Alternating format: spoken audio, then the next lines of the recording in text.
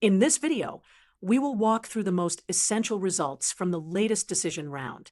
These are the exact numbers and trends that managers should study before making strategic moves in the next round. We will slow down, visualize each category, and finish with a short recap, so the key ideas are crystal clear.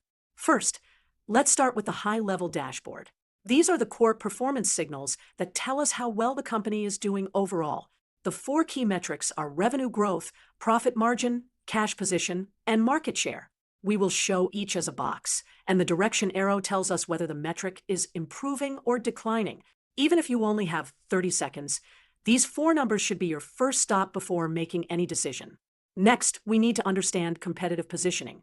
A company can only rank among top performers if its market share is either growing faster than rivals or already dominant. Here is a simple market share chart. Our company is highlighted in green. The bars show how close the competition is. This tells us whether we must invest in marketing, reduce prices, or focus on differentiation.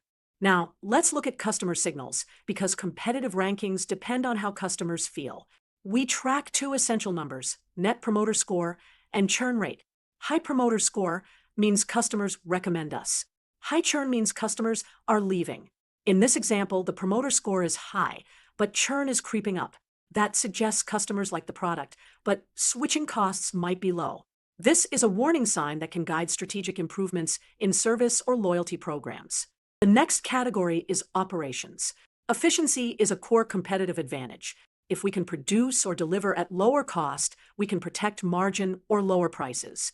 Here are three efficiency indicators: cost per unit, inventory turnover, and on-time delivery.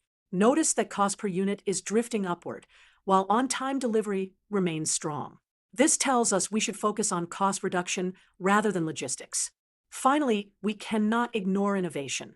Competitive leaders invest in their future products while maintaining current performance. This simple pipeline chart shows how many projects are in research, development, and launch. If the pipeline is thin, we may be strong today but weak tomorrow. Strategic decisions should rebalance resources so the pipeline stays healthy. Let's summarize what the managers should take away from this decision round. First, revenue and margin are trending up, which is a strong signal. Second, market share is improving, but competition is close, so positioning still matters. Third, customer sentiment is good, but churn is rising, which is an early warning. Fourth, operations are reliable, but unit cost needs attention. Fifth, the innovation pipeline is active, but should be monitored to avoid a future drop in competitiveness. We will end with a short recap list to lock in the main points.